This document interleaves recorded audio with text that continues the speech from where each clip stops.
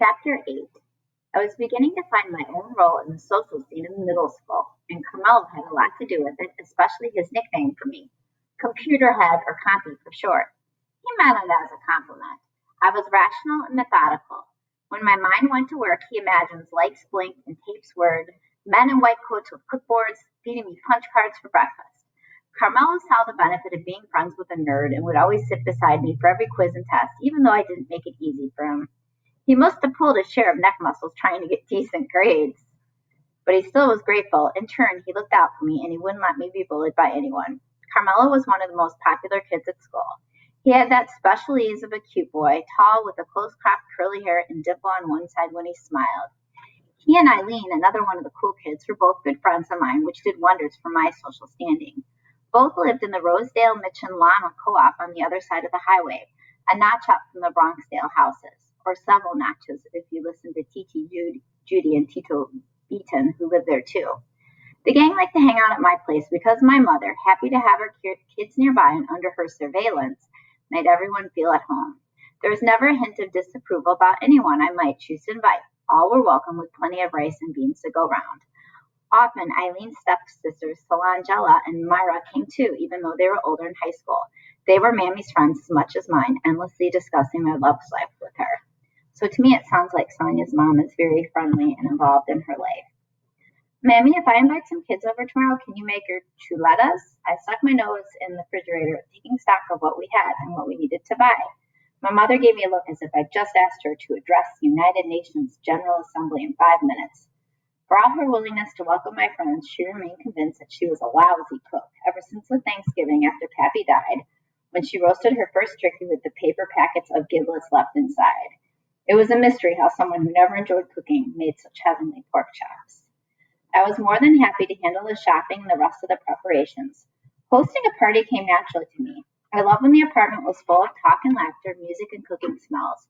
It reminded me of Abuelita's parties, even if it was just a bunch of middle school kids. I tried to remember how Abuelita had made it happen and translate that for 7th graders. No rum, but plenty of Coke and heaps of rice and beans and Mammy's pork chops. So it also sounds to me like Sonia also likes to have people around her. Junior stuck his head in the kitchen door and chanted a whiny tot. Sonia's in love with Ringo, nye, nye, nye, nye, nye. Junior was still my cross to bear, perpetual pest of an unshakable little brother. When my friends came over, he listened to every word we said, pretending to be doing homework or watching TV. Sooner or later, anything I said, even a confession of my favorite Beatle, like Beatle, that's a singer, would be used against me. At that age, we fought routinely, and our fights were physical. At least that's how it worked at home. Outside at school or in the street, I was still Junior's protector, and I took it as a grave responsibility, suffering lots of bumps and bruises on his behalf. For those I would settle him with later privately. We continued in that matter until the day I recognized the beginning of a growth spurt I knew I could never match. He would always be 3 years younger, but he was a boy, with all that entailed hormonally, and a boy who spent hours every day on the basketball court. The time had come for war by other means. Junior, we're too old for this. Let's be civilized. We can talk things out and, though I don't remember saying this lack of spit in so many words, we can always blackmail each other. Henceforth, that was the form of how our hostilities took. So meaning instead of just brother and sister punching each other, he grew too big, and they would just hold things over each other's head. We attacked each other's trespasses. We snitched to Mammy or threatened to, whichever availed the greater advantage. Our snitching often entailed phone calls to the hospital that must have driven my mother nuts, not to mention her supervisors, bless their forbearance. I've always believed phone calls from kids must be allowed if mothers are to feel welcome in the workplace, as anyone who has worked in any of my chambers can attest. And that's actually a social statement because a lot of times people do get annoyed when kids call their moms or when parents have to call their kids. So I like that about Sonia Sotomayor, and she definitely brings that up later as she becomes a judge. Eventually, in high school, Junior and I outgrew our warring ways, and over time, we've become very close. We don't talk all that often, but when something really matters, each of us naturally reaches out to the other before anyone else. Still to this day, my brother claims a deep resentment that he spent his childhood waiting to get big enough to beat me up, and on the threshold of his triumph, I changed the rules. When Pope Paul V came to New York in the fall of 1965, Monsieur Hart arranged for a group of students from Blessed Sacrament to go see him. I wanted more than anything to be included. This wasn't just a field trip, not that we went on field trips at Blessed Sacrament, it was history in the making. The first time a pope had visited the United States. And Pope V wasn't just any pope. He was elected the summer after my father. It might be Pope VI. I'm bad at Roman numerals.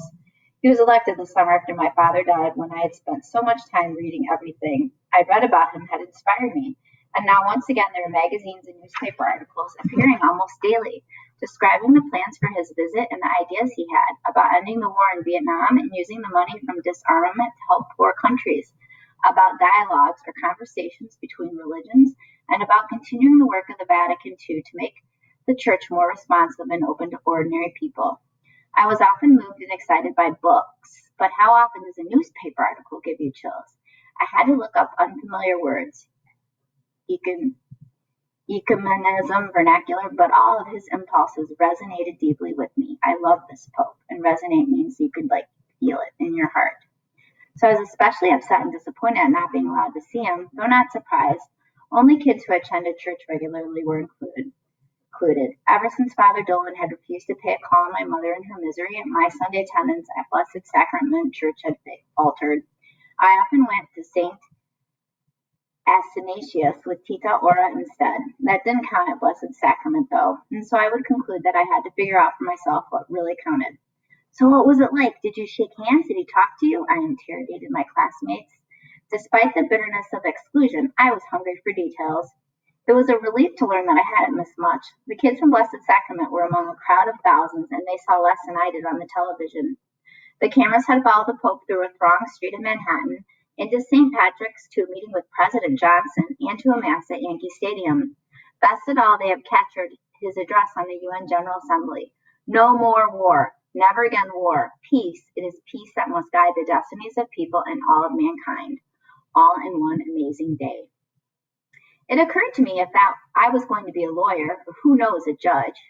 I think this is a very important quote because she knew back then that she wanted to be a judge.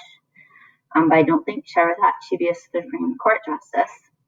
I had to learn to speak persuasively and confidently in front of an audience. I couldn't be a quivering mess of nerves. So when they asked for volunteers to do the Bible reading in church on Sundays, I spied an opportunity to test myself. Girls reading was a new thing, a small ripple from Vatican II, along with a tidal wave that had changed the Mass from Latin to English. We couldn't be altar servers, though. That was still for boys only. Doing the Bible reading was not the same as giving a speech, of course, because you didn't need to worry what you would say or even memorize it.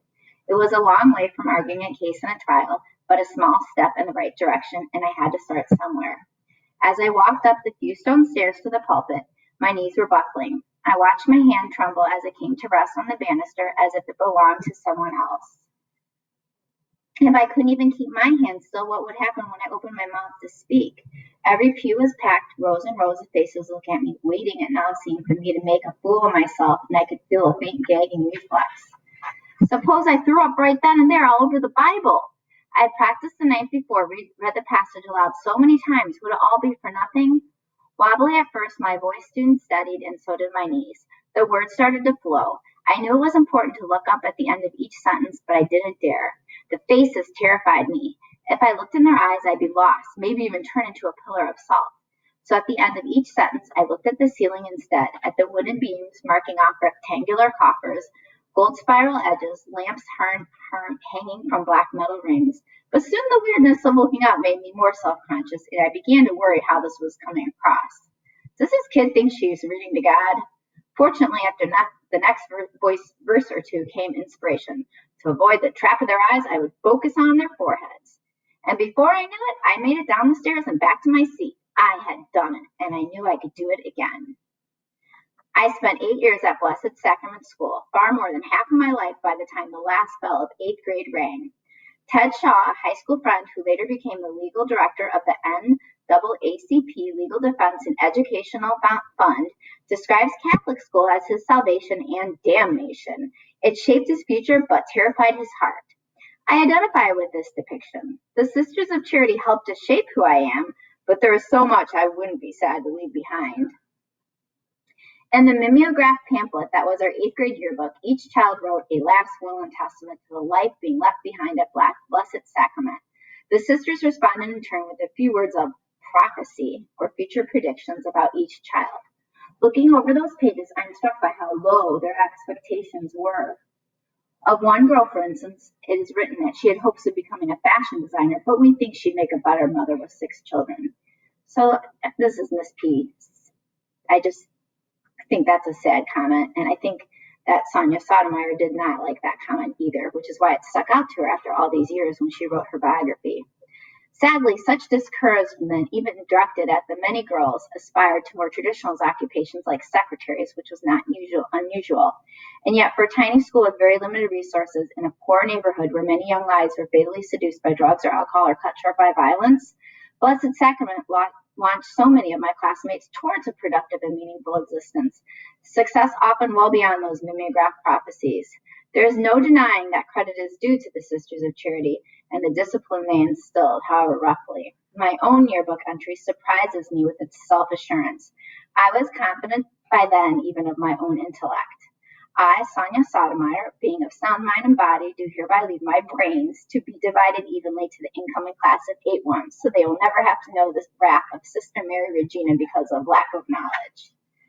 She is a funny girl. And here, less confident but still hopeful, is what Sister Mary Regina wrote. This girl's ambitions, odd as they may seem, are to become an attorney and someday married. Hopefully, she wishes to be successful in both fields. We predict a new life of challenges in Cardinal Spellman, where she will be attending high school, and we hope she will be able to meet these new challenges. I recently returned to Blessed Sacrament for a visit. It has many fewer students and much smaller classes than when I attended. It is also clear that the teachers, now more lay people as well as nuns, subscribe to a more nurturing approach since abandonment of the rod. Every generation has its own way of showing its cares.